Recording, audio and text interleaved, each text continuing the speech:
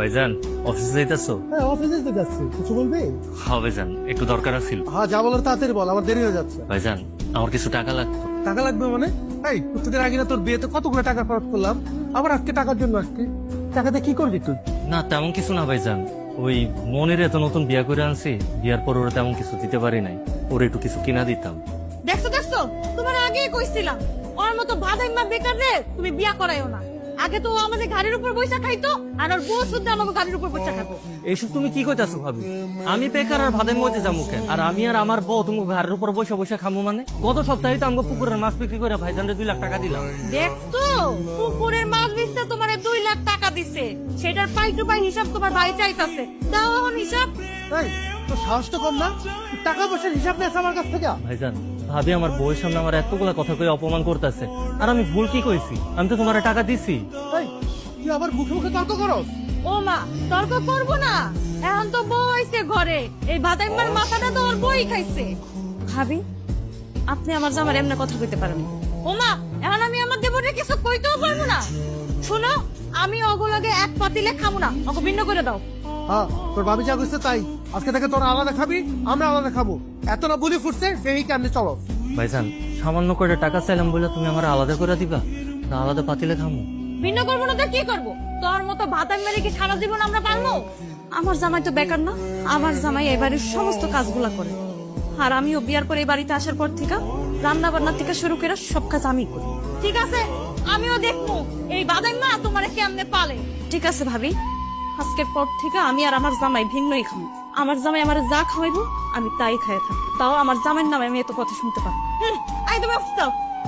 কি ভাবি একলা একলা রান্না করতেছেন? একলা রান্না না তো কি করবো, তোমার তো ভিন্ন করে দিচ্ছি। 2 দিন রান্না করে খাওয়াইছে দেখে কি মনে করছো যে আমরা না খেয়ে থাকবো? ভাবি আমি তো এমন কিছু কই নাই। তা কি লিগাইছো কও? ভাবি আজকে বাড়িতে আমি অনেক কিছু রান্না করছি, আপনার দেওয়ার খাইয়া কইলো অনেক মজা হয়েছে, তাই আপনার লাগে আর ভাই লাগে একটু তরকারি নিয়ে আইছি। তোমার খাওয়ান আমগুলো লাগবো না, আর এসব খাওয়ান নিয়ে আমগুলোকে পিড়ে দেয়টা বানা। তোমার কি মনে হয় আমরা ভালো মন্দ খাই না? তোমার ভাই কি বাজার করে না? সবই হয়। তোমার ভিন্ন করে দিছি, আমগুলোকে মিশতে আবার না। জান দিকা আইসে আলগা পিড়ে দেয়তে মনে করছে মিশা যাবো। আচ্ছা তুমি এত টেনশন করতেছো কেন? অফিসে যেহেতু সবকিছু যাই নাই গেছে, তুমি টাকাগুলো দিয়ে দাও। আরে টাকা পয়সা কই পাবো? কোনো টাকাই তো নাই, আমরা 2 হাতে টাকা উড়াইছি, হাতে কিছুই নাই।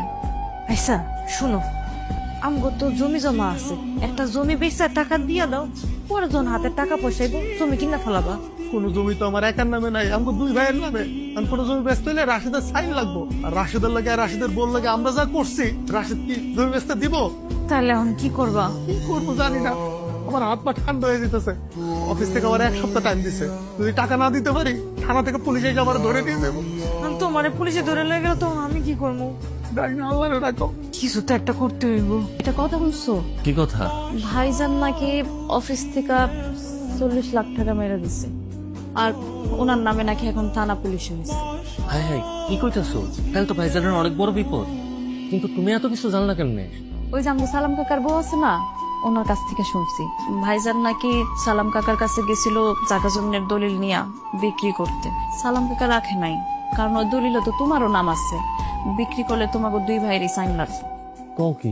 বাড়িতে এত কিছু ঘটে গেল কিন্তু আমি কোনো কিছু জানলাম না। তোমার জানাইবো কেন? ওরা কি আর তোমার আপন মনে করে? না না, আমার মনে হয় ভাইজান এখনো আমার উপর রাইগা আছে। যদি রাগ কমতো তাহলে অবশ্যই আমার জানাইতো। আচ্ছা ভাইজানের তো অনেক বিপদ এখন, আমি কি করুম কত? আমগো জামাই বেরোতে কিছুই শোনাই নাই, মানে আমরা 2জনকে একবার যাবো। ভাইজানের যেহেতু বিপদ আমার তো যাওয়াই উচিত। ভাই আমার কথাটা শুনেন, ভাই ভাই আমার কথাটা শুনেন, ওরে নিয়েন না ভাই, আপনাদের কাছে রিকোয়েস্ট করতেছে ভাই, ওরে নিয়েন না। আপনি মহিলা মানুষ, আপনি বাগের সাইডে যান। ওরে এইবারে মতো মাফ করে দিন। কি ব্যাপার দারগা সাহেব, আমার ভাইজানরা আপনারা কই নিয়ে যাইতেছেন? থানায় নিয়ে যাচ্ছি। থানায়? কিন্তু আমার ভাইজানরা থানায় কেন নিয়ে যাইতেছেন? আপনার ভাইজান 40 লক্ষ টাকা আত্মসাৎ করেছে, আর সেটা পরিশোধের সময় দেওয়া হয়েছিল 1 সপ্তাহ, কিন্তু আপনার ভাইজান সেটা পরিশোধ করতে ব্যর্থ হয়েছে, আর যার কারণে আমরা ওনাকে ধরে নিয়ে যাচ্ছি। দারগা সাহেব আমার ভাইজানরা আপনারা সাইরা দেন, আমার ভাইজানরা নিয়ে যাইয়েন না। আপনাকে যা টাকা আছে সব টাকা আমি পরিশোধ করে দিব। রাশেদ ওনাদেরকে আমাদের নিয়ে যেতে দে, আমরা এত টাকা কই পাবো? না ভাইজান, আমি থাকতে তোমার কোনো জায়গায় নিতে দিব না। আমগো কাছে নগদ টাকা নাই তো কি হয়েছে? আব্বা আম্মা আমগো লাগে জায়গা সম্পত্তি রেখে গেছে না, ওই জায়গা সম্পত্তি বেঁচে হইলে আমি তোমার সারাই আলম। দারগা সাহেব আপনি আমার শুধুমাত্র 1 সপ্তাহ সময় থাক, এই 1 সপ্তাহের মধ্যে আমি যেমনি হোক আপনাকে সব টাকা পরিশোধ করে দিব। আমি দরকার আগামীকালকে আমাকে ওই ভিটা বাড়ির সব যা যা কাগজপত্র আছে আপনার কাছে নিয়ে জমা দিয়ে আসুন, আপনাকে টাকা পরিশোধ করে পরে আমি ফেরত নিয়ে আসুন। ঠিক আছে, আপনি যেহেতু আপনার বড় ভাইয়ের সবকিছুর দায়িত্ব নিচ্ছেন, তাহলে এখানে আমার কিছু বলার নেই। তবে হ্যাঁ, কাল সকাল ঠিক 10টা আপনি থানায় চলে আসবেন। চলো। আচ্ছা, ভাই তুই আমার জন্য এত কিছু করবি?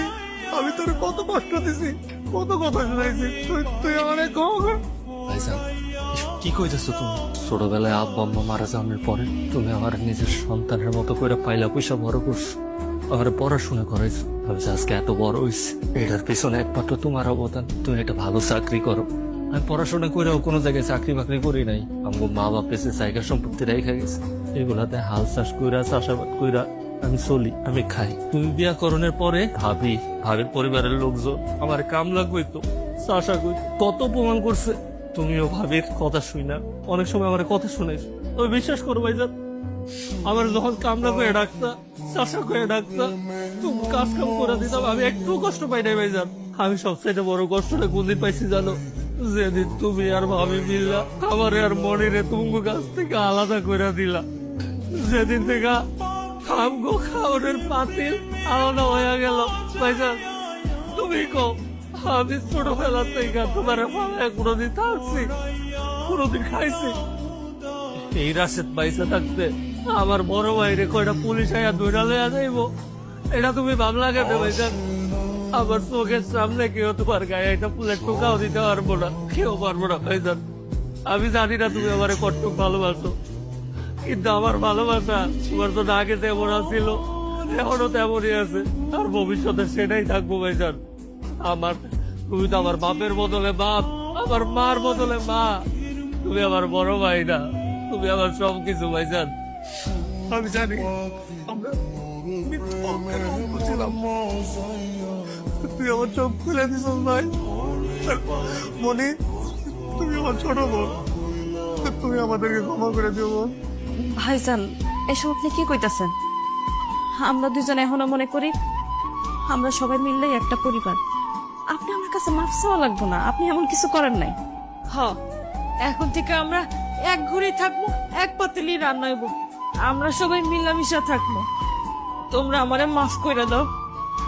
আমরা এখন থেকে একসাথে থাকবো।